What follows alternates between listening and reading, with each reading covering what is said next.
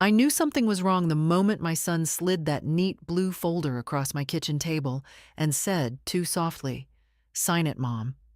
It's just for medical papers." People don't lower their voices unless they're hiding something. And my Gavin. He only spoke that gently when he wanted something he had no right to ask for. The folder stopped near my teacup, the steam rising as if trying to warn me away. I was still in my house dress, the one with faded yellow flowers. My hands smelled faintly of dish soap, ordinary things, safe things. But this folder, no, it didn't belong in an ordinary morning. I pushed my glasses up the bridge of my nose and opened it. The first page had a title, but printed so faintly it looked like someone had tried to erase it. The next pages were copies, all black and white, with long paragraphs that wrapped around like they were trying to hide their true meaning in their own tales. I'd seen enough papers in my life to know when something was being concealed. My husband, God rest him, used to say, "Millie, anything worth signing can be read without squinting." But here I was, squinting.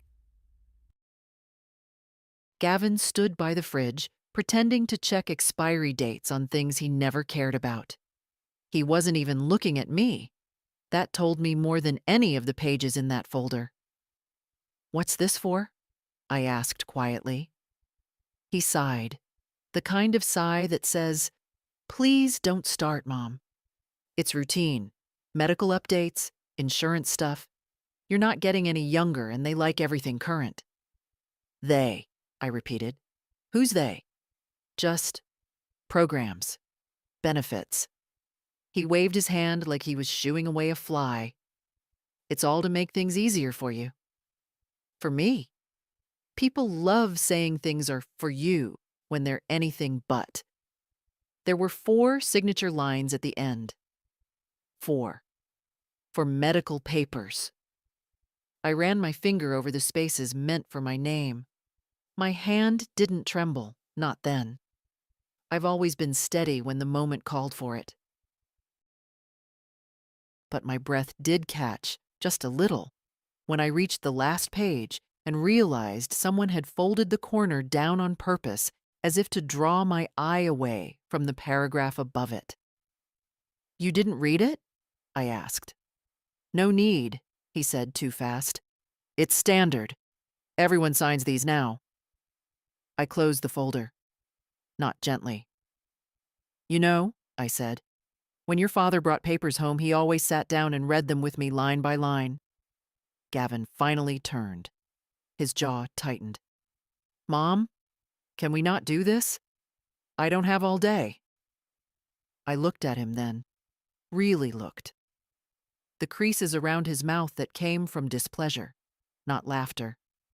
The impatience in his fingers tapping against the fridge door.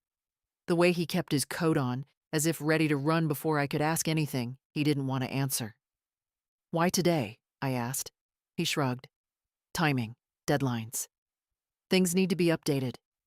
Please, just sign it."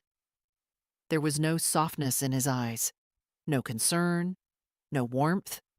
And that, more than the folder or the faint titles or the 4 signature lines, made something inside me go still, like a pond freezing over.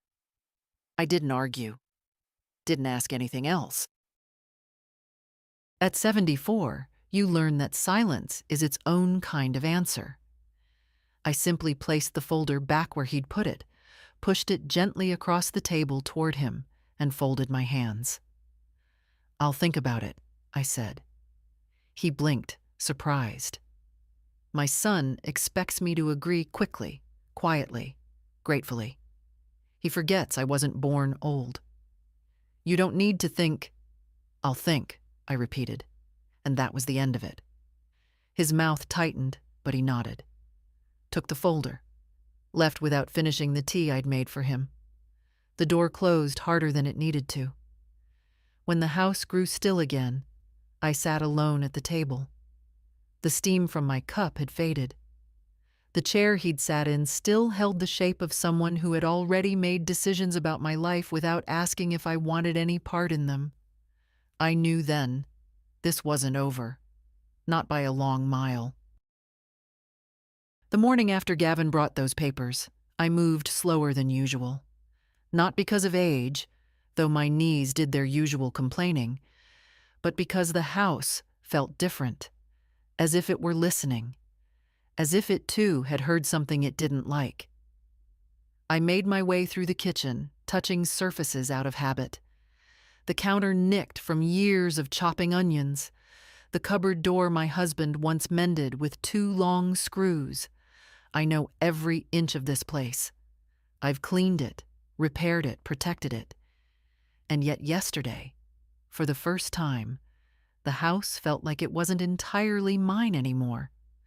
Strange how a single folder can do that. I opened the back door and stepped onto the porch. The air was cool, carrying the smell of damp earth. Mrs. Calder's old beagle barked across the yard, the same bark he's had for as long as I can remember. More wheeze than sound. I raised a hand to her. She waved back, her movements slow, careful. "You're up early," she called. "A bad night's sleep," I said. She didn't pry. That's something about old women.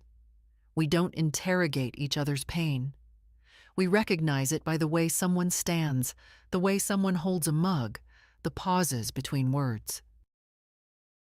We just nod and let the person keep their dignity. I shuffled back inside, made myself oatmeal, and ate half of it before stopping. My eyes kept drifting to the spot on the table where the folder had rested. It was clean now, wiped down, but I could still see it there. That neat blue cover, those pages pretending to be harmless. When my husband was alive, he handled papers. I handled everything else.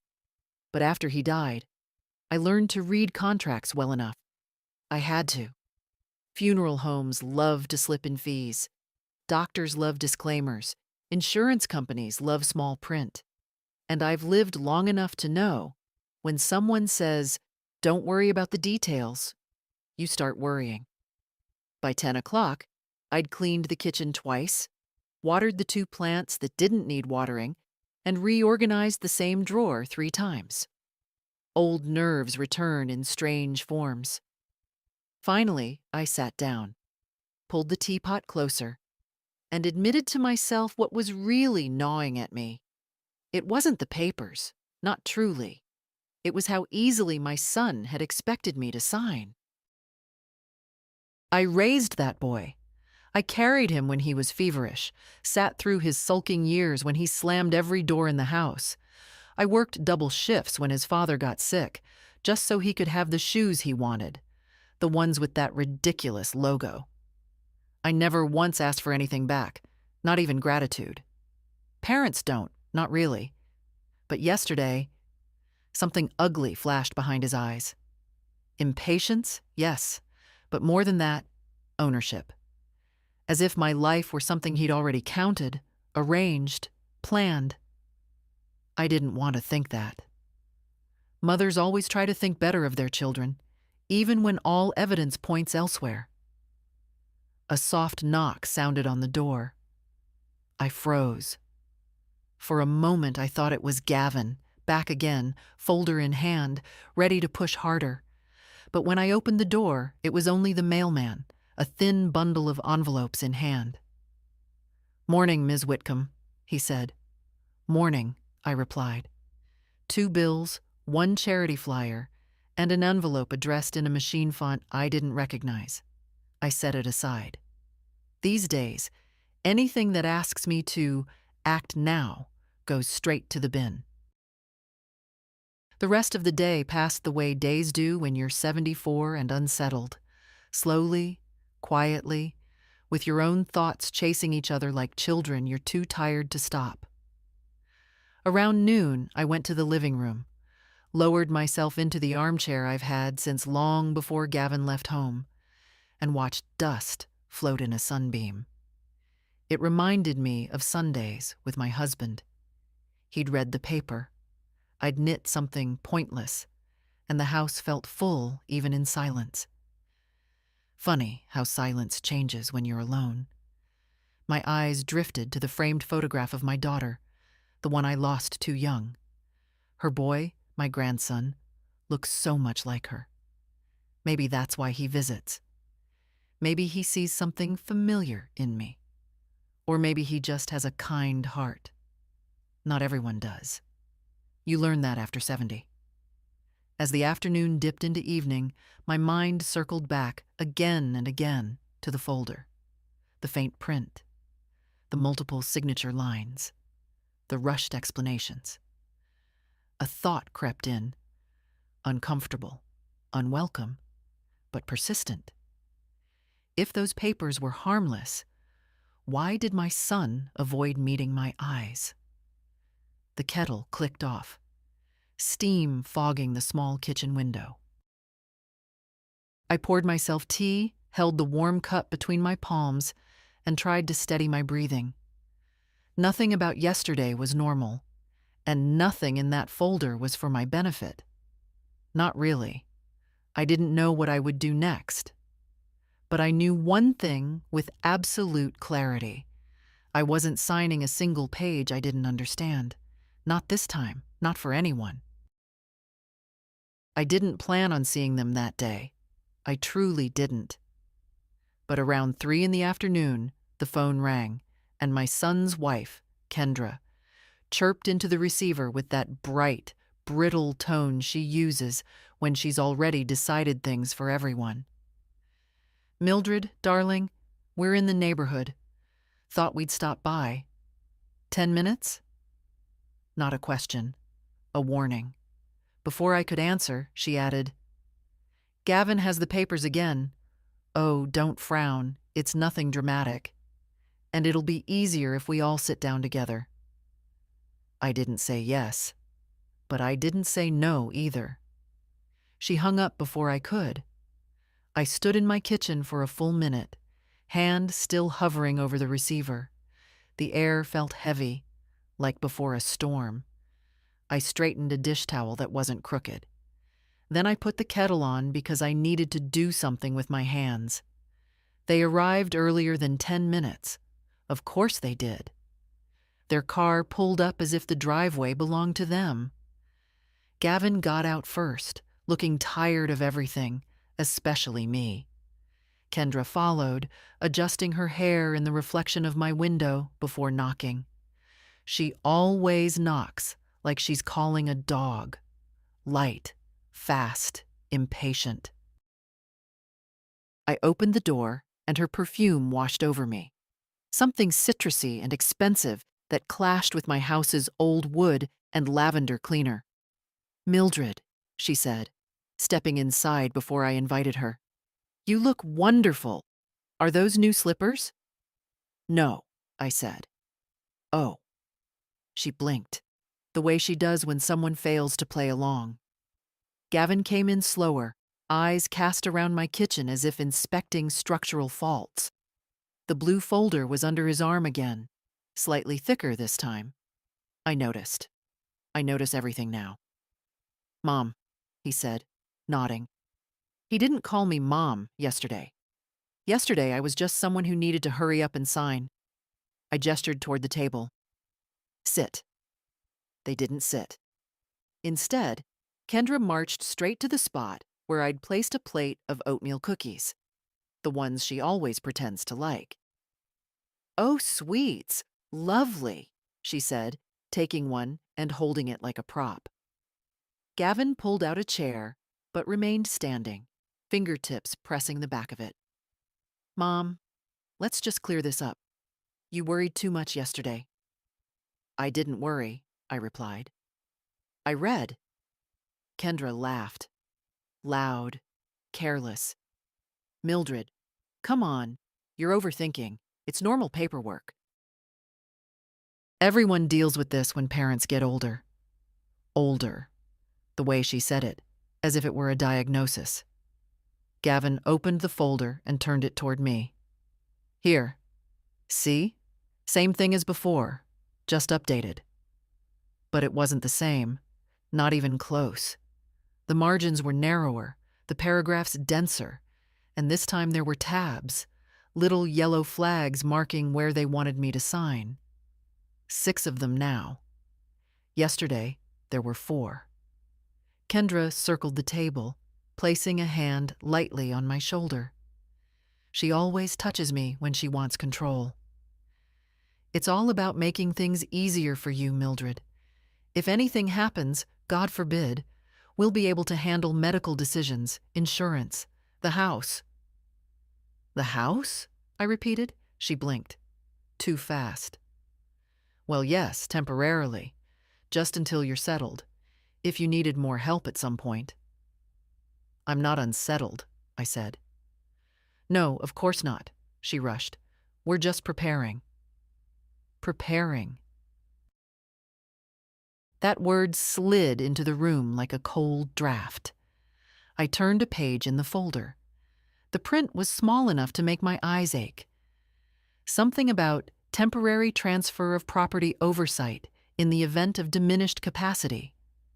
That phrase, diminished capacity, made something deep in me clench. My voice stayed quiet. It always does. Did either of you read this? It's standard, Gavin said. Standard for what? He exhaled sharply. Mom, you don't need to make this difficult. There it was, the impatience, the edge behind his tone. As if my caution was an inconvenience, as if my life were an administrative form he needed filed by 5 o'clock. Kendra glanced at him, then leaned closer to me. Her smile was soft, like a nurse trying to coax a confused patient. We just want to help. Your health hasn't been perfect lately, and these decisions, they're complicated. But you trust us, don't you? Trust. The word felt foreign in my own kitchen. I trust what I can read, I said. I pushed the folder slightly away. Just an inch, but you'd think I had thrown it. Gavin's jaw tightened. Mom, sign it, please. And I saw it clearly, the shift behind his eyes. Not worry, not care, urgency. Pressure. Something he needed from me that he didn't want to explain. Kendra stepped back, folding her arms. Her sweetness slipped, just a little. If you won't sign, Gavin can't finalize the arrangements. We're trying to ensure you're comfortable. Comfortable, I repeated. Where? Silence. Not long, but long enough. Gavin stared at the table. Kendra looked at the ceiling. My heartbeat slowed in that strange way it does when you recognize a truth before anyone says it. I stood. I'll review this, I said calmly, alone. Kendra laughed again, but it wasn't laughter anymore. It was disbelief. You can't understand those kinds of documents without help. I understand more than you think. They exchanged a glance, a silent argument, a flicker of something sharp between them. Then Gavin snapped the folder shut. Too hard. Fine. We'll come back tomorrow. They left as abruptly as they'd arrived, their footsteps echoing down my porch steps like a retreating verdict. When their car finally backed out of my driveway, I sat at the table again. The indentation where the folder had rested was still visible in the tablecloth. I laid my palm over it. Cold.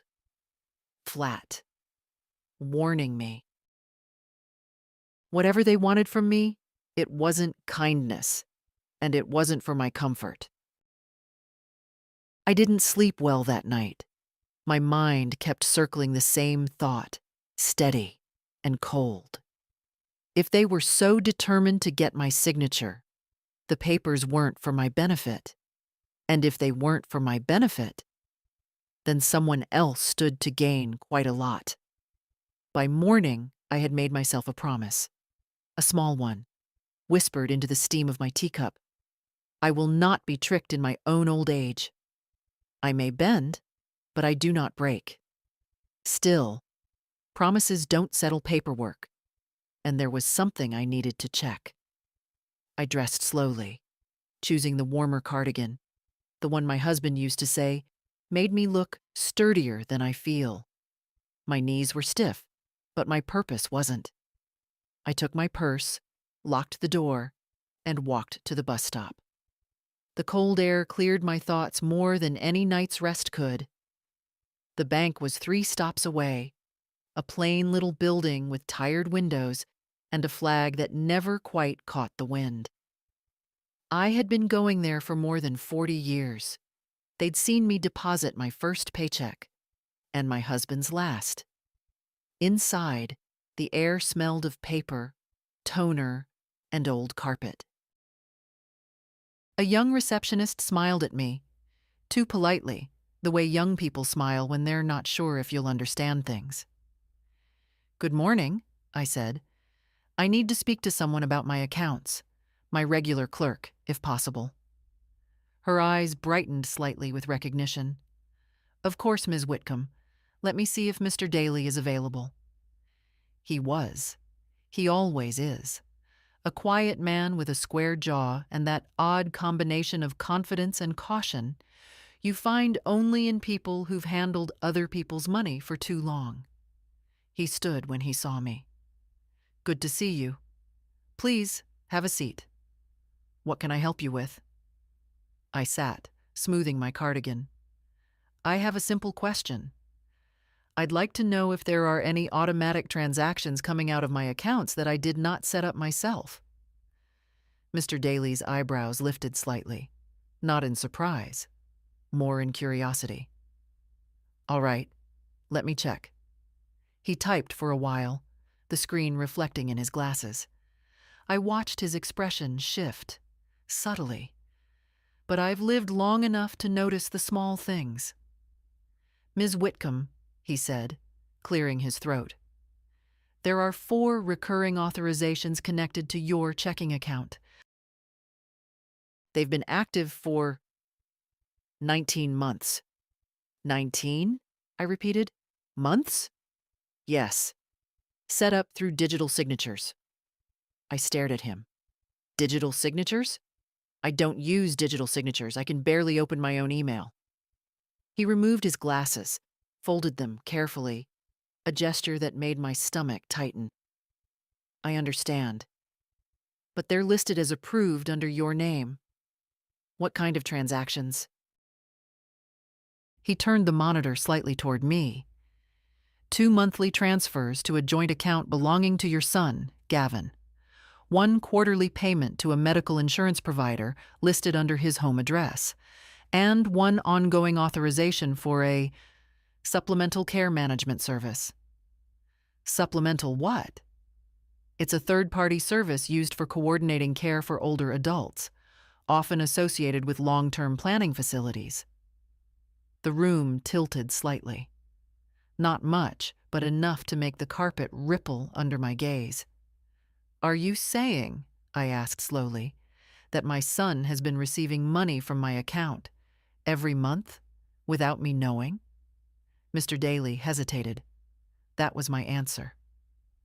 "Ms. Whitcomb," he said gently, "I cannot speak to intent, but the authorizations are active and substantial." "How substantial?" He named a number. My breath stopped, not from the amount, though that alone was enough to make my heart squeeze, but from the realization that came with it. They hadn't just brought me papers to sign. They'd been treating my life as their resource for a long time already. I folded my hands in my lap. They looked older than usual, maybe because they were shaking. "Can I revoke these authorizations?" I asked. "Of course. You have full control. But you'll need to sign a cancellation form here at the branch." He handed me a pen, a simple black pen, but it felt strangely heavy. "Ms. Whitcomb," he added quietly, "if I may, it's wise of you to review these things. Many people your age don't." I looked at him, not offended, just tired. I haven't lived 74 years to start being careless now. I signed slowly, making each stroke deliberate. Revoked. Cancelled. mine again. When it was done, Mr. Daly printed a confirmation sheet. I folded it neatly into my purse, as if it were something fragile. Walking back to the bus stop, I felt cold despite the sun. My house, my savings, my decisions, all of them had been quietly slipping into someone else's hands. My own son's hands. People think betrayal comes like a storm. Loud, violent, obvious. But no. Sometimes it comes as a soft nudge across the table. A blue folder. A voice saying, "Sign it, Mom." At home, I hung my cardigan on the chair and stood still in my quiet kitchen. The clock ticked steadily. The refrigerator hummed. Everything looked the same. But nothing was the same. My son thought I wouldn't notice. He thought age made me blind. He's about to learn otherwise. When I got home from the bank, the house felt too quiet, like it was waiting for something to happen. I set my purse on the counter and sank into the chair by the window. My legs ached from the walk, but it wasn't the kind of pain you rest away. It was the kind that comes from realizing the ground under you isn't as solid as you thought. I don't know how long I sat there, but the creak of the front gate finally stirred me. Only one person opens it that gently. Jonas. He doesn't rush inside like his mother used to. He takes his time, respectful of the old hinges. Then a soft knock. "Grandma?" "It's me." I opened the door, and there he stood, tall, awkward, wearing that same earnest expression I always loved. 19 is a strange age, the body nearly grown, the heart still soft. "I brought you something," he said, lifting a bag. "Groceries. I passed the market." Groceries? From a boy who barely has enough for textbooks. My throat tightened. "You didn't have to, sweetheart." "I know," he grinned, "but I wanted to." He stepped into the kitchen, placing the bag on the table like it was something delicate. Fresh apples, bread, a jar of the honey he knows I like. Small things, but chosen with care, the way people choose when they aren't trying to impress or manipulate. "Are you all right?" he asked. "You look tired." I hesitated. I never wanted him to carry burdens that weren't his, but his eyes, his mother's eyes, had a way of drawing truth out of me. "I had a long morning," I said. "Bank matters." He pulled out a chair and sat, elbows on his knees. "Nothing bad, I hope." "Just things I needed to check for myself." He didn't push. That's something about Jonas. He leaves silence open, like a door you can walk through only if you want to. For a moment, we just sat there. Him tapping the table quietly, me watching the steam rise from the kettle I'd forgotten to turn off. "You know," he said, picking up an apple. "Mom used to tell me how Grandpa hated paperwork. Said it was invented to confuse decent people." That's exactly what he used to say. I smiled despite myself. He'd glare at every contract like it had insulted him personally. Jonas laughed, soft, warm, and something loosened in my chest. This boy reminded me of the days before all the disappointment settled in. He looked around the kitchen, then back at me. "Grandma, has my uncle been bothering you about anything?" Direct, unexpected, but not rude. "What makes you ask that?" "He called my mom yesterday," Jonas said. "She seemed off. And today he called me too, asking if I'd been to see you, like he was checking up on something." I blinked. Gavin hadn't spoken to Jonas in months, not unless he needed to borrow a ladder. "What did he say?" I asked. "He asked if you'd been confused lately, if I'd noticed anything strange about you." Jonas paused. I told him no, because it's not true. My fingers tightened around the edge of the table. Confused. That word again. Kendra had said it yesterday, too, in that gentle, dangerous tone. Jonas watched my face, then leaned forward. Grandma, whatever's going on, you know I'm on your side, right? His side. My side. Funny how those words feel different depending on who says them. I reached out and touched his hand. I know, sweetheart. He didn't ask for details. Didn't try to fix anything. Just stayed a while longer, talking about school, about a professor who reminded him of his grandfather. Normal things. Kind things. When he finally stood to leave, he hugged me tighter than usual. Call me if you need anything, he said quietly. After he left, I stood at the window, watching him walk down the path. He didn't look back. Not because he didn't care, but because he trusted I was watching. And I was. When the gate clicked shut, I felt something shift inside me. A new kind of steadiness, not anger, not fear. Simply this. Someone still saw me, not as a burden, not as an inconvenience, as a person. And that meant I wasn't as alone as I thought. They came back sooner than I expected. I was still finishing the dishes from lunch when I heard the crunch of tires on my gravel driveway. Not the neighbor's old sedan. No, this was the sound of Gavin's too large SUV, the one he bought last year when he complained he couldn't afford to help me fix the back fence. I wiped my hands on a towel and stayed where I was. Let them knock. Some things deserve a pause, a sharp rap on the door, then another, faster, like impatience disguised as politeness. Mom, it's us, Gavin called. Us. That meant trouble. I opened the door just wide enough. He was holding the blue folder again, only now it was thicker, swollen like something overstuffed and dishonest. Kendra stood beside him with that strained smile she wears like a mask too tight for her face. We really need to go over this today, Gavin said, pushing the folder forward as if offering a peace treaty he didn't intend to honor. I told you, I replied. I'm reviewing it. That was yesterday, he said. His voice had lost the softness entirely. We've updated everything. It's clearer now. Clearer. They love that word when they've hidden something deeper. Kendra stepped in with her syrupy tone. We simplified the pages, Mildred, to make it easier for you. For me, I said, though my voice didn't rise. How kind. She either missed the sarcasm or pretended to. We even marked the important lines with new tabs. Indeed, they had. Bright green tabs this time. 6. No, 8. As if adding more signatures would make things clearer. Why don't we sit? She said, already moving toward the kitchen table. But I stayed by the doorway.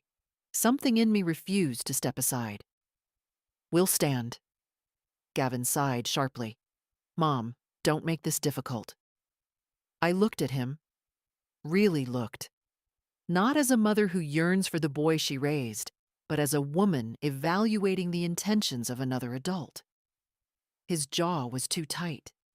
His eyes kept shifting toward the folder like a gambler guarding his last chips. What's changed? I asked. Kendra blinked. Excuse me? You said the papers were the same.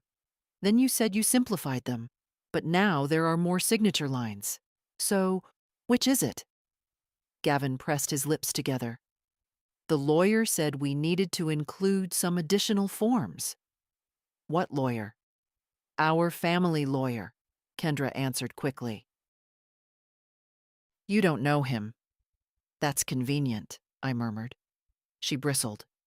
Mildred, this is all standard. Standard for placing someone in long-term care? I asked. Their silence was brief, but long enough. Kendra recovered first. No one is putting you anywhere. It's just planning. Responsible planning. I let out a slow breath. Planning for what? For the future, Gavin said. His tone was flat, impatient. Look, these decisions need to be made now, before something happens. Before you lose track of things.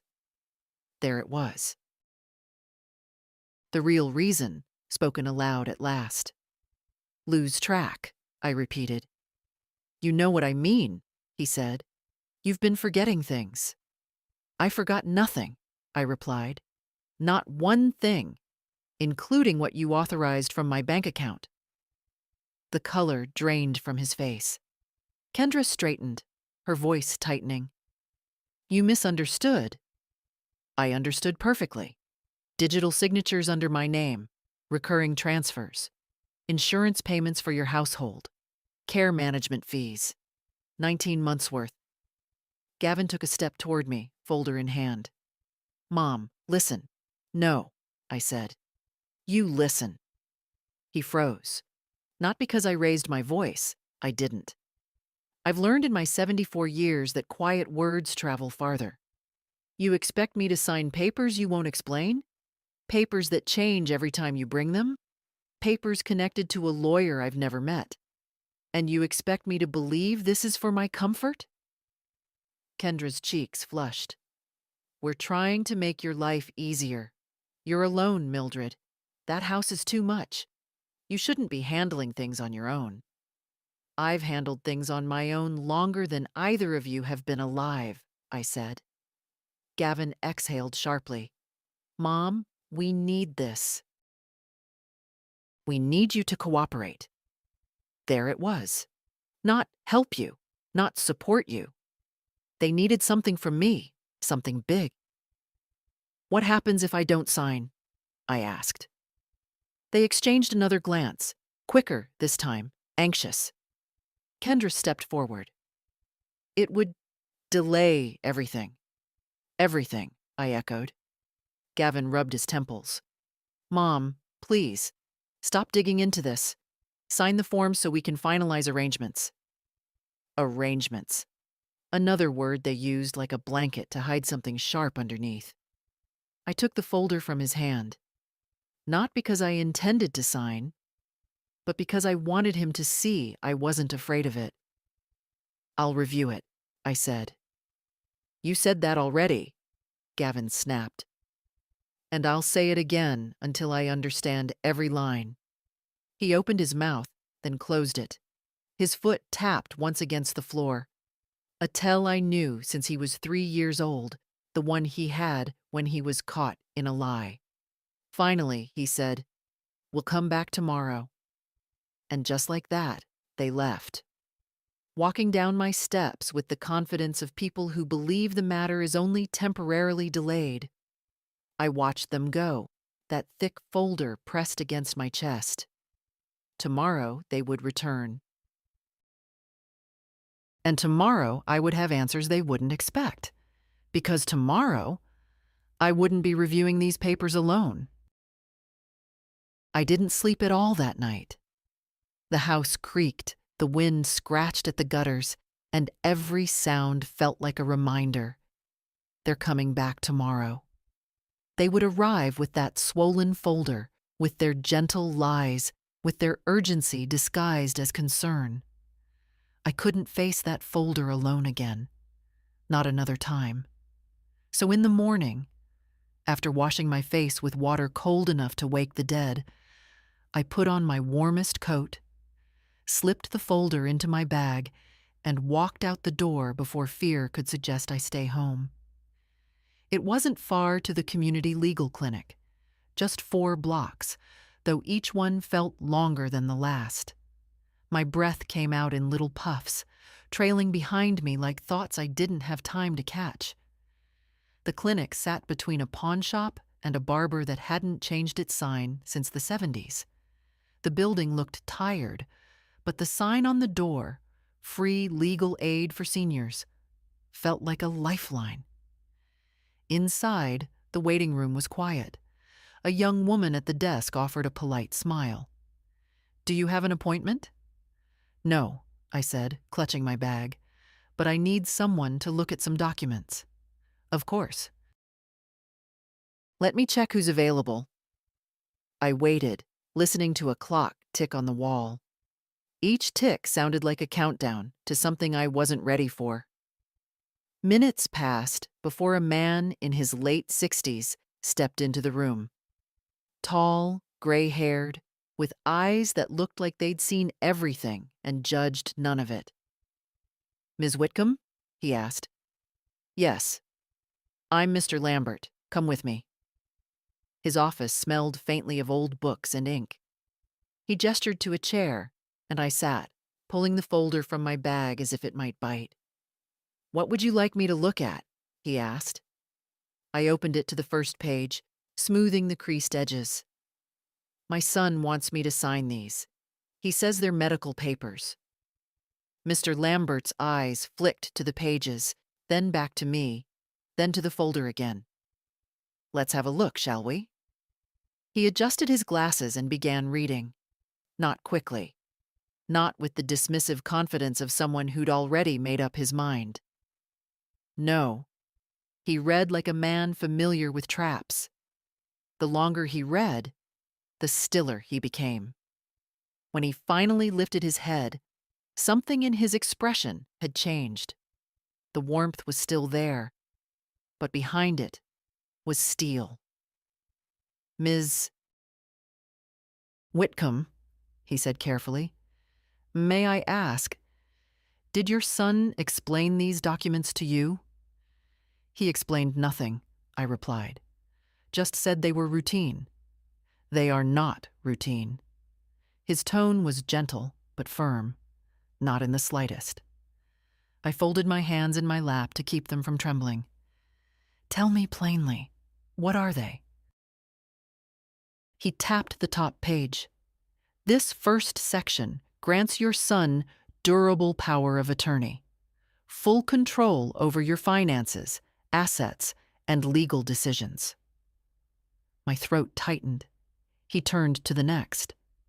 "This one allows him to place you in a care facility of his choosing, without requiring your explicit consent at the time." My breath stilled.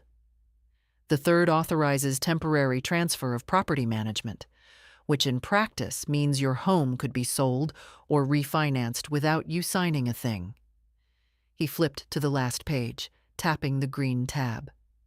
"And this final signature? It confirms that you acknowledge all of the above and waive the right to dispute decisions made on your behalf." For a moment, the room was utterly silent. Even the clock seemed to stop ticking. I stared at the papers. Those tiny letters, those polite phrases, those clean margins, all pretending to be benign. They were wolves wearing hospital gowns. "My son said it was to make things easier," I whispered. Mr. Lambert's voice softened. "Easier for whom?" I swallowed hard. "For him." He closed the folder gently and slid it back to me. "Ms. Whitcomb, if you had signed these, you would have lost control of your home, your savings, and your freedom. All of it. You would be vulnerable. Vulnerable." The word sat heavy on my chest, but underneath the heaviness, something else began to grow. Not anger, not yet. Clarity. "What should I do?" I asked. He folded his hands. "Do not sign anything they bring you, not one page. And if they pressure you again, you come straight back here." I nodded slowly. "They're coming tomorrow." "Then tomorrow," he said, "you will be ready." When I left the clinic, the cold air hit my face like truth. I walked home with the folder clutched tight under my arm, not because I feared losing it, but because now I understood exactly what it was. Not paperwork, not planning, not help. It was a trap, set by the two people who should have protected me. But they underestimated something important. I may be 74. I may move slowly. I may forget where I put my glasses. But I do not forget who I am, and I do not go quietly. The walk home from the clinic felt longer than it should have. My legs were steady, but my mind? my mind kept replaying Mr. Lambert's voice. You would have lost everything. Funny how a stranger can say a thing so gently, and it still hits like a blow to the ribs. When I reached my porch, I stopped with my hand on the railing. The paint was peeling in one spot. I'd been meaning to fix it for months. My husband always kept this porch spotless. I stood there for a moment, letting my fingers rest on the chipped wood. Look at me now, I whispered to him. 74 and nearly walked into a cage I didn't see. Inside, the house felt different again, but not like yesterday. Yesterday, it felt invaded. Today, it felt like it was standing with me, waiting for my next move. I put the folder on the kitchen table, not in its old spot. No, I placed it right in the center. A wounded thing laid bare. I stared at it a long time, arms folded, kettle humming softly behind me. If I had signed once, it would have been over. A single pen stroke, and my life would have slipped into my son's hands like sand through fingers. How easily trust can be betrayed. How quietly. I made tea, but I didn't drink it. Just held the cup, letting the warmth settle into my palms. My breathing slowed. My thoughts straightened. They would come tomorrow. Confident. Prepared. Expecting me to yield the way I always had. But something had changed. Not in them. No. They'd been like this for a long time. The change was in me. I pulled out my notebook, a small, worn thing with a cracked spine. I opened it to a clean page and started writing. Not sentences, just facts. Straight lines of truth. Recurring transfers. Insurance tied to their address. Care facility authorization hidden in paperwork. Power of attorney disguised as medical form. Refusal to explain. Urgency. Pressure. Lies. The page filled fast. I didn't need to embellish. Facts speak for themselves. When I finished, I laid my pen down and exhaled. Writing it out stripped the fog from everything.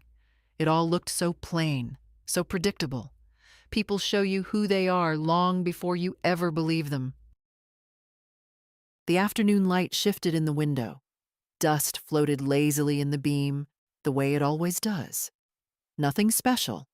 And yet, sitting there, I felt like a different woman than the one who woke up that morning.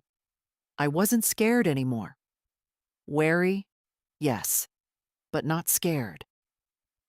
I got up and moved around the house, touching familiar things. The frame of my daughter's picture, the dented mixing bowl from our early marriage, the clock that still loses 3 minutes a week. These things reminded me of every version of myself I had ever been. The girl who worked nights to buy her first car. The young mother who knew how to stretch $1. The wife who cared for a dying husband without ever once asking, "Why me?" The woman who buried half her heart when her daughter died. The grandmother who kept going anyway. A woman like that does not crumble over a folder. By 6 o'clock, the sky outside had turned a soft blue, the kind that looks almost tender. I sat back down at the table, folded the folder shut, and placed my hand on top of it. They think I'm fragile, I said aloud. Old. Easy to sway. The house stayed quiet, but it felt like it heard me. I've survived more storms than they've ever seen. Something untied itself in my chest, a knot I'd carried for years without even noticing, the knot of always being agreeable, accepting, grateful for scraps of kindness. It loosened all at once, and I breathed more deeply than I had in weeks.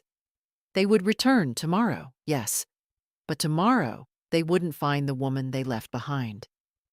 After dinner, a simple soup I barely tasted, I washed the dishes and dried them carefully, as I always do. I set everything in its place. Order matters when life tries to become chaotic. Before bed, I took the folder one last time and slipped it into a drawer. Not hidden, just moved. Out of sight, but not out of mind. Then I turned off every light and let the house settle into darkness.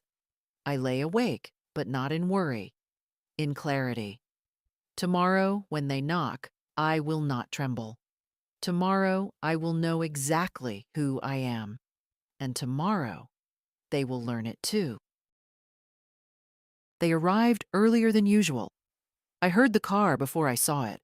That low, expensive hum Gavin's SUV makes when it climbs my driveway. I was standing at the sink, rinsing my teacup, when the sound tightened every muscle in my back. Not from fear, from readiness. A firm knock followed, not polite, not gentle. A knock that assumed the door would open. I dried my hands slowly. Let them wait.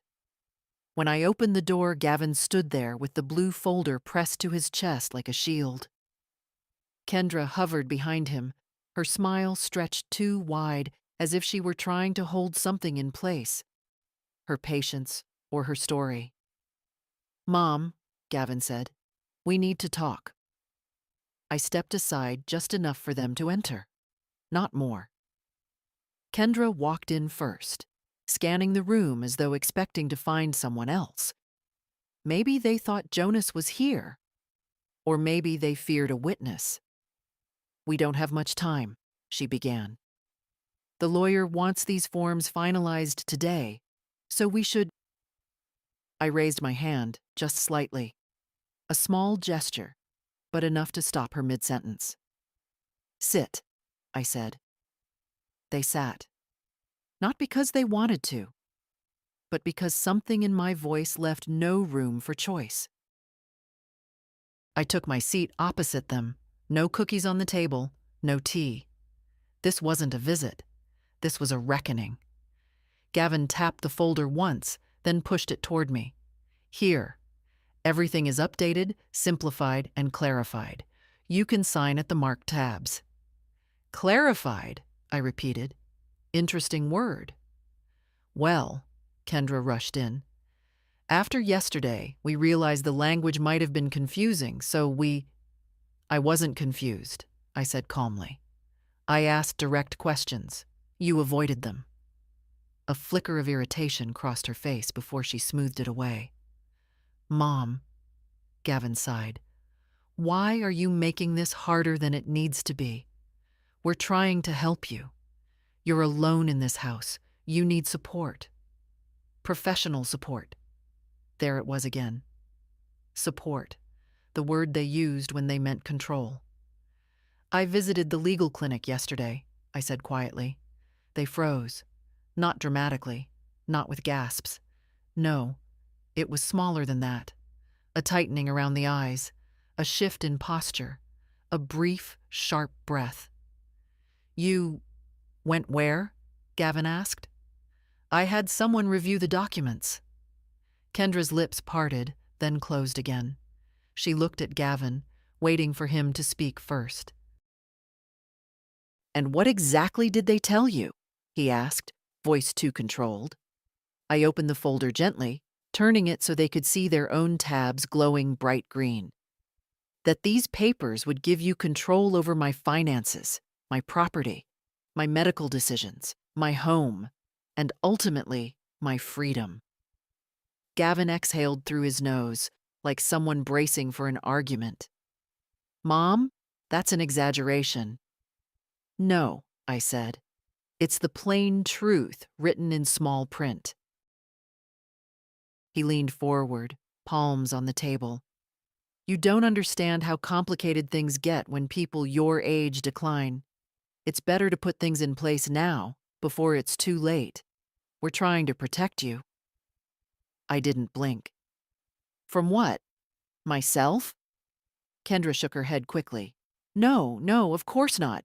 We just worry." "You worry?" I said, soft but sharp. "Then why didn't you worry when the roof leaked for 3 months? When I had my episode last winter and sat alone in the emergency room? When I stopped driving and no one even noticed?" Silence. For the first time, real silence. Kendra stared at her hands. Gavin stared at me, jaw tightening, a muscle twitching near his temple. I revoked the bank transfers, I added. His head jerked up. You did what? I canceled every authorization, every signature you arranged, every payment taken in my name. For a moment, his composure cracked. Not enough for an outburst. He's too controlled for that. But enough that I could see the truth underneath. This wasn't about care. This was about loss. His loss, not mine. You shouldn't have done that, he muttered. Why? I asked. Did you need the money more than I did? He looked away. That was answer enough. I closed the folder and folded my hands over it. You brought me papers that could have erased my voice from my own life. And you expected me to sign because I am old, because I move slowly, because you think age makes a person blind. Gavin's face tightened. That's not fair. No, I said. Fair would have been honesty. Kendra finally spoke, her voice thin. So, what happens now? I took a breath, steady, grounded. What happens now, I said, is that I do not sign anything I don't understand, and you do not bring documents into my home without explaining them fully. Gavin opened his mouth to argue, then shut it again. His shoulders dropped. Not in acceptance, but in defeat laced with anger. We'll talk later, he said stiffly, rising from the chair. No, I replied, standing too. We'll talk when you come with truth instead of tabs. He hesitated in the doorway, as if waiting for me to soften. Then he left. Kendra followed, offering a thin, brittle "take care" that dissolved before it reached the porch. When the door closed, I stood there for a long time, hands pressed against the cool wood. My heart wasn't shaking. My breath wasn't short. I felt steady. For the first time in years, I felt entirely my own. After they left, I didn't sit down right away. I walked through the house slowly, touching the backs of chairs, the edge of the hallway table, the frame of the mirror near the door.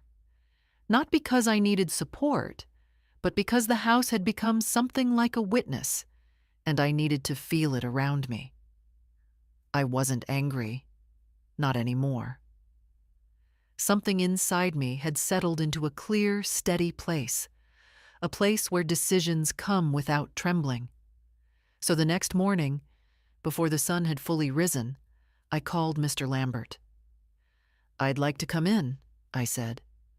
Of course, he replied. Bring your documents. I didn't bring the documents they wanted me to sign. I brought something else. My notebook with the list of facts, my will from years ago, and the savings statements I'd guarded like relics. Then I dressed carefully, not fancy, just neat, dignified. A woman who knows what she's doing. The walk to the clinic felt lighter than the day before. The sky was a pale gray, the kind that promises nothing dramatic. Perfect weather for quiet decisions. Mr. Lambert greeted me at the door. His office looked the same, calm, steady, in no rush. I'd like to make some changes, I said, taking my seat. To your will? He asked. To everything, I answered. He didn't show surprise. Good lawyers don't. He simply folded his hands and waited. So I told him. Not dramatically, just clearly. About the transfers I had canceled, about the pressure, about the papers disguised as help, about how long I had been giving things away without realizing I'd been training my own son to expect more and more of what didn't belong to him. I want a new plan, I said finally. One that protects me. And your home? He asked. Yes, I said. Especially my home. It took time. More time than I expected. He explained every term, every clause, every implication. And I listened, not as an old woman who needs guidance, but as a person reclaiming her boundaries. Together we drafted a revocation of all existing powers of attorney, a legal notice that no financial decisions could be made on my behalf without my direct presence, a protective designation that restricted any sale or refinancing of my home, and a new inheritance structure. This last one, I took my time with. My son would expect something. My daughter had expected nothing, and she had left me a boy who visited with groceries and never asked for a cent. I want the house placed in a living trust, I said. For whom? For Jonas, I replied, steady. With protections until he's older, and with the condition that I remain here until the end of my life. Mr. Lambert nodded slowly. And your son? I looked out the window. A truck passed, rumbling low. When it faded, I said, he receives what respect he has earned. Which is? Nothing, I said quietly. There was no triumph in it, no bitterness, just truth spoken aloud. By midday, the paperwork was prepared, neat, clean, unambiguous. Every line explained, every consequence clear. I signed slowly, my hand steady, my breath even. When it was done, Mr. Lambert placed the folder in front of me. Not the blue one from my son, but a plain brown one with my own name written on the tab. You're protected now, he said. Protected. A word I hadn't felt in years. I held the folder against my chest as I walked home. Not like a shield, more like something earned. The house greeted me with its usual quiet.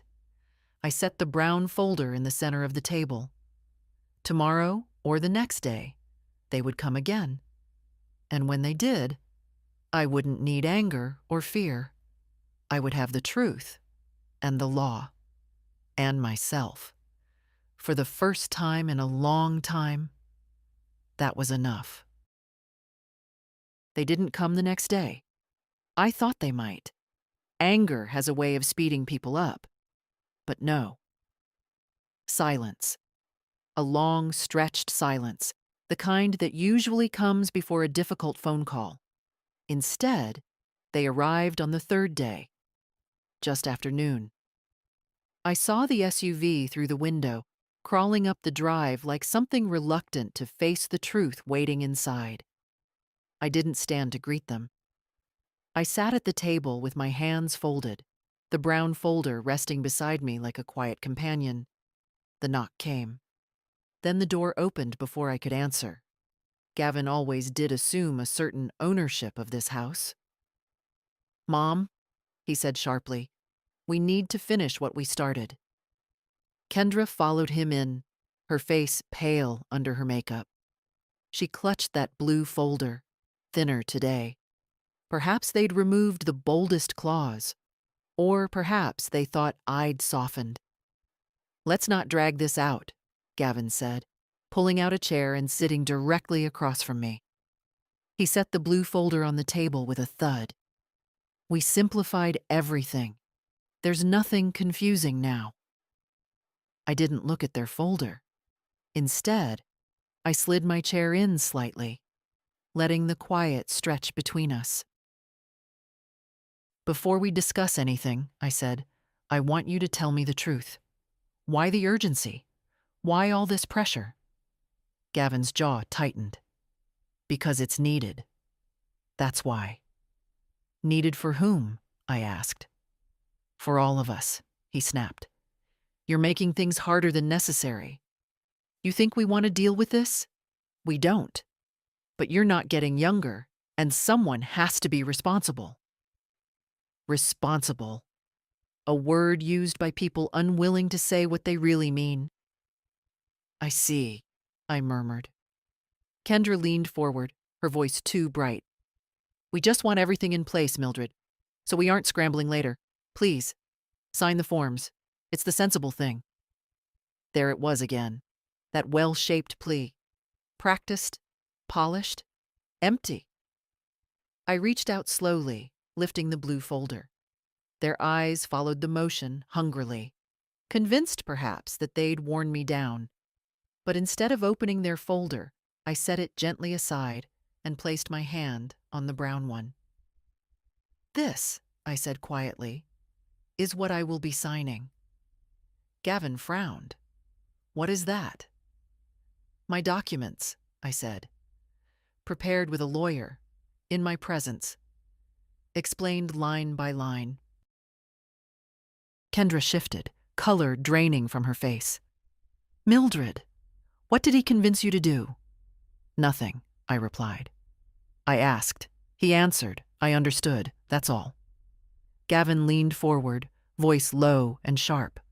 "What's in it?" "Protections," I said. "For my home, for my finances, and for myself." He stared at me, confusion mixing with anger. "Protections from who?" "From anyone who would take my life out of my hands," I said.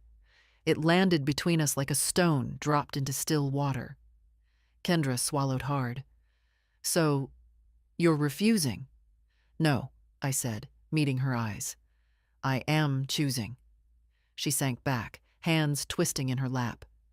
Gavin stayed rigid, as if his body were trying to hold on to the last bit of control. "Let me see that," he said, nodding toward the brown folder. "No," I said softly. His nostrils flared. "You don't trust me." I didn't look away. "I trust your behavior. It showed me what I needed to know." For a moment, none of us moved. The refrigerator hummed. A branch brushed against the window. The house held its breath. Gavin closed his eyes, jaw pulsing. "So that's it," he muttered. "You're choosing a stranger's advice over your own family." "I'm choosing my safety," I said. "My dignity. My voice." He pushed back from the table abruptly, the chair scraping across the floor. "Unbelievable." Kendra stood more slowly, her eyes shining with something between fear and resentment. "If anything happens," she said, "don't say we didn't try to help." "You didn't try to help," I answered. "You tried to take over." She flinched. Gavin reached for the blue folder, stuffing it under his arm like a defeated soldier gathers his gear. At the door, he paused, his back stiff. "This isn't over," he said. "For me," I replied quietly, "it is." He left without another word. Kendra followed, not looking back. The door shut softly. So softly it surprised me. I sat there a long time afterward, my hand resting on the brown folder. No shaking, no doubt. Just a calm so deep, it felt like it reached all the way down to the girl I used to be. I had expected this moment to feel like a battle. Instead, it felt like finally breathing. They didn't stay away for long. I knew they wouldn't. People don't abandon what they believe they're entitled to. And my son, he believed many things about me, about this house, about what the future should look like. For him, not for me.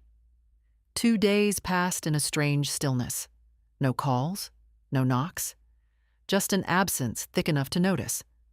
I used the time well, organizing papers, labeling folders, placing copies of everything in the drawer where I keep important things.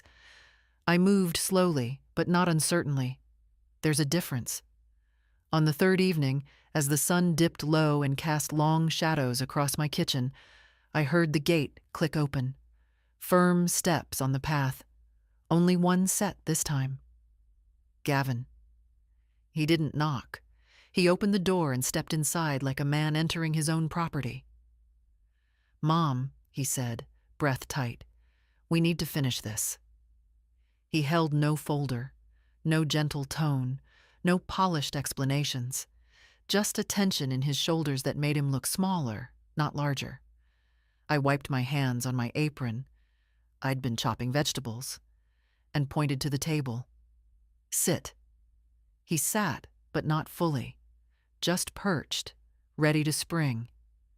His eyes went to the brown folder beside my teacup. "What's in there?" he asked. "My decisions," I said. "Decisions you made without talking to us." "I tried," I said. "You handed me documents you wouldn't explain." He rubbed his forehead. "Mom, you're being impossible. We're trying to avoid chaos later. You think I want to handle your care, your house, your bills? I'm doing this because it has to be done." "And yet," I said, "it only had to be done once you could benefit from it." His eyes flashed. "That's not fair." "It's honest," I replied. He lowered his gaze for a moment. Not in shame, no, but in calculation. Then he looked back up. "Fine. Show me what you signed. Let's go through it together." "No," I said gently. "I don't need to go through it with you." His mouth twitched, as if he couldn't decide whether to argue or laugh. "Mom, you don't understand how this makes us look."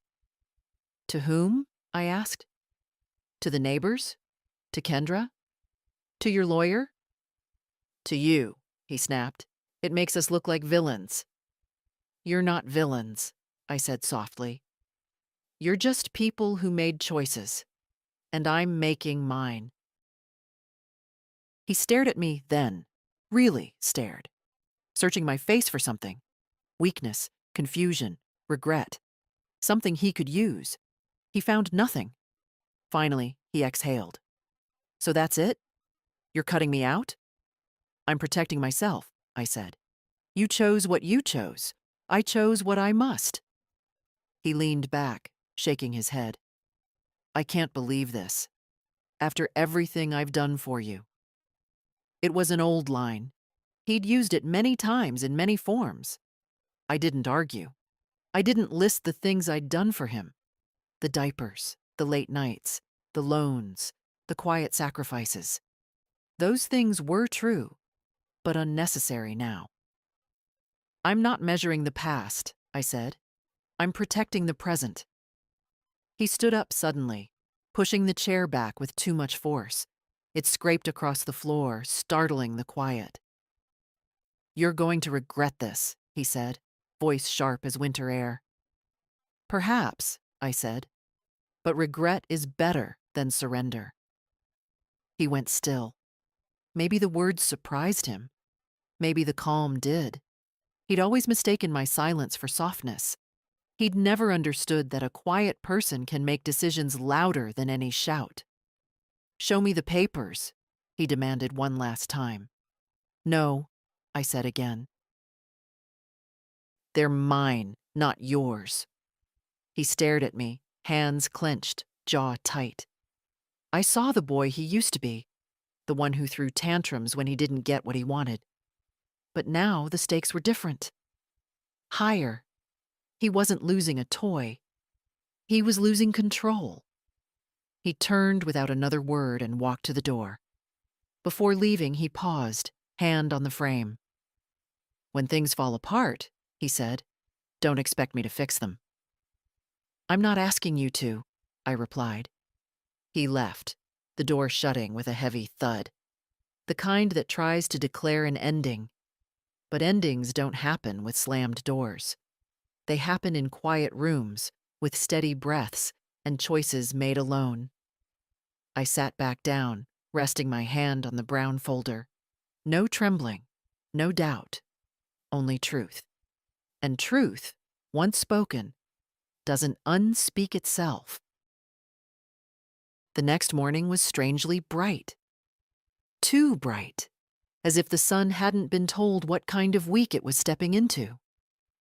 I sat at the kitchen table with my tea, watching the light crawl slowly across the floorboards.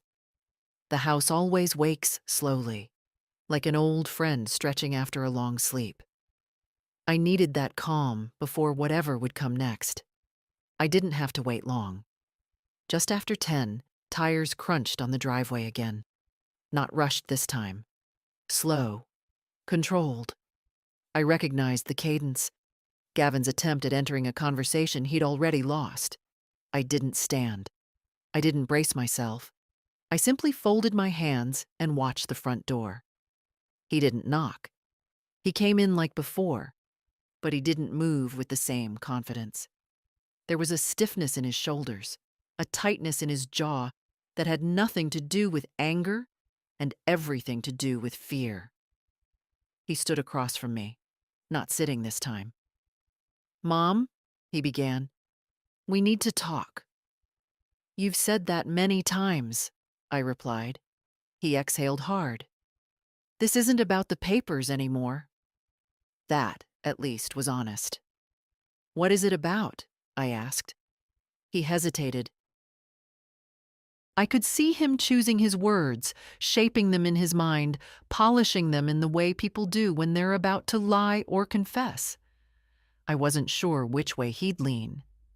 "People will think I did something wrong," he finally said, "if they hear you changed everything." "So this is about appearance," I said. "No," he snapped. Then softer. "It's not only that. I thought we had an understanding, that I was the one who'd handle things when the time came." "You assumed," I said gently. "Assumptions aren't promises." He looked away, hands on his hips. "I was trying, Mom. Maybe not perfectly, but I was trying." "You were trying to arrange my life without me," I said. "That isn't care. That's control." He flinched, just slightly. I could see him struggling between anger and something else he hadn't let himself feel in years. Maybe guilt. Maybe the realization that he'd walked too far down a road he didn't know how to back out of. "Mom," he said, quieter now, "it wasn't supposed to get like this. That's because you didn't expect me to push back." He didn't argue. That, more than anything, told me he knew I was right. I leaned back in my chair. I wasn't trying to tower over him. I couldn't even if I wanted to. But there's a certain weight that comes with age and experience and survival. It fills a room without raising its voice. "You're angry," I said, "and maybe embarrassed. Those things pass. But hear me now. I won't be managed, not by you, not by anyone." He swallowed hard. "I just wanted to secure things for later." "I already secured things," I said, nodding toward the brown folder. "Legally, with clarity, with dignity, and without deception." His eyes followed the folder as if it were a locked door he didn't have the key to. "And Jonas?" he asked suddenly. "Is that who you replaced me with?" I didn't look away. "I didn't replace you. I simply stopped pretending that being my son meant you understood what was best for me." He didn't shout. He didn't pace. He just stood there, shoulders tense, mouth tight, looking somehow both older and younger than he had in years. When he spoke again, his voice had dropped. "So that's it. You made your choices." "I did," I said. "And you made yours long before I made mine." He ran a hand through his hair. "You know, I never meant to hurt you." "I know," I said. "But harm doesn't require intent. It only requires action." Those words stayed between us. Heavy, honest, necessary. Finally, he exhaled and stepped back. For the first time in days, he didn't try to reach for anything.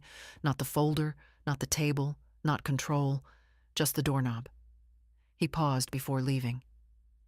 "I don't know what you expect from me now," he said. "Nothing," I replied softly. "For the first time, truly nothing." He nodded once, stiff, uncertain. Then opened the door and walked out into the bright morning. When the silence returned, it didn't feel hostile or empty. It felt earned. I stayed at the table, breathing slowly, my hand resting near the brown folder but not touching it. I didn't need to. The decisions were made, the boundaries set. The storm passed. What remained was steady ground. Mine. The days after Gavin's visit moved quietly, like dust settling after a room has been shaken. Nothing dramatic happened. No slammed doors, no urgent knocks, no blue folders left like traps on my table. Just stillness. And it suited me. For the first time in a long while, I woke up without bracing myself. No tightening in my chest. No wondering what they'd demand next. The house felt lighter too, as if it finally exhaled with me. I spent a morning tending to small things I'd postponed for months, sewing a loose button on my coat, mending the hem of the curtain in the living room, wiping down the picture frames in the hallway. Quiet chores, nothing important.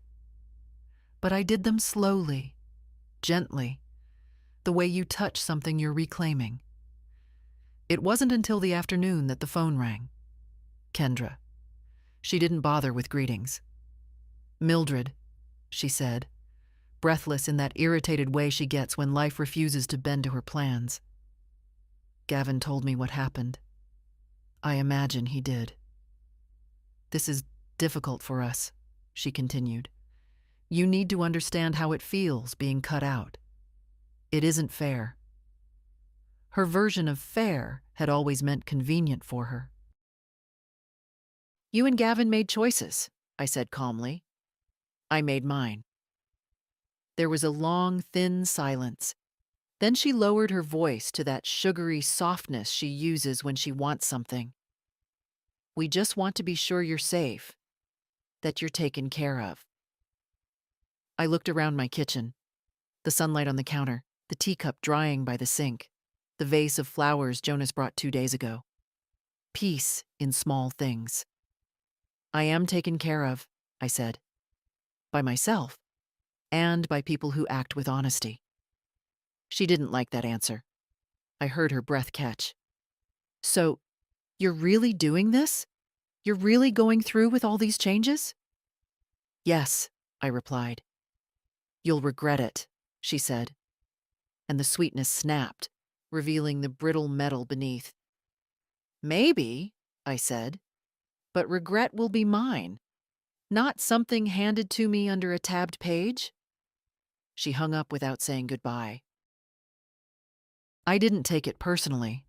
Some people break loudly when control slips through their fingers. Others break quietly, but they break all the same. As for me, I brewed tea and sat by the window, letting the afternoon sun warm my knees. A small luxury. The next day, Jonas visited. He knocked softly, as always, and stepped inside with a grocery bag swinging from his hand. "Grandma, you look different," he said. "How so?" "Lighter," he said, smiling, "like someone opened a window." I smiled back. The boy had his mother's eyes, clear, earnest, never looking past me to something he wanted. We sat at the table, sharing fruit he'd brought. He told me about a project at school, something about architecture and light, how spaces feel different depending on how they're built. He spoke with his hands, animated and sincere, and I found myself thinking, yes, houses hold their stories, and people do too. After a while, his expressions softened. "Mom said Uncle Gavin's been upset." "I know." "Is everything okay?" he asked gently. "Yes," I said. "For the first time in a long while, things are exactly where they should be." He nodded, accepting that without needing every detail. Jonas never pushes. He leaves space for people to breathe. Before he left, he hugged me, a long, real hug, and whispered, "I'm glad you're okay." When the door closed behind him, the house felt full for a moment, not with noise, but with something better: warmth. As evening settled in, I moved through the rooms slowly. I touched the mantel where my husband's picture stood. I traced the stitches on the quilt I made after my daughter was born. I walked the length of the hallway with steady steps. This house has seen grief, yes, and strain, and loneliness. But it has also held laughter, and care, and small, stubborn kinds of love. Now it held something else, too. Something I had forgotten belonged to me. Peace. The quiet kind. The earned kind. Not a single tab or signature could take that away anymore. The morning began with soft rain tapping against the windows. A slow, steady rhythm, like someone gently reminding the world to breathe. I sat at the kitchen table with my tea, listening. Rain has a way of making everything honest. Even thoughts sound clearer under it. I hadn't heard from Gavin or Kendra in nearly a week, not a message, not a knock. They had retreated into their own silence, and I let them stay there. Some distances aren't punishments. They're boundaries. And boundaries can be merciful things. I spent the morning writing small notes to myself. What to buy at the market. Who to call about repairing the gutter. A reminder to check the smoke alarm batteries. Mundane tasks. But they felt like something bigger. Proof that my days were still my own. Around noon, the gate clicked open. I knew that sound. Jonas walked up the path with careful steps, as if unwilling to disturb the wet earth. He carried nothing this time. No groceries, no books, just himself. "Grandma?" he called softly. "I'm in the kitchen," I replied. He stepped inside, shaking droplets from his hair. "I just came to see how you're doing." "I'm all right," I said. And it was true. He sat across from me, elbows on the table in that easy way of his. "Mom said things have been tense." "They were," I said, "but storms pass, even family ones." He nodded thoughtfully, as if weighing that truth. "Do you need anything? Help with bills? Shopping? Repairs?" So many offers. All simple, all sincere. He asked them without expecting a reward. "I'm managing," I said. "But thank you." He smiled a little. "I worry about you sometimes." "That's natural," I said. "But don't let worry steal your own years. You have a whole life ahead of you." He looked down, fiddling with a crumb on the table. "Uncle Gavin thinks you shut him out." "I didn't," I answered. He stepped back when he tried to step too far in. Jonas gave a quiet hum of understanding. After a moment, I reached for the brown folder on the counter. I brought it to the table, opened it, and pulled out a single key on a small ring. The key to the safe in my bedroom. I placed it in front of him. His eyes widened. "Grandma, what's this?" "A responsibility," I said. "Not a gift, and not a burden." "I don't—" I raised my hand gently. "It's not for now. Not for years. Just something to keep safe. I've put documents inside.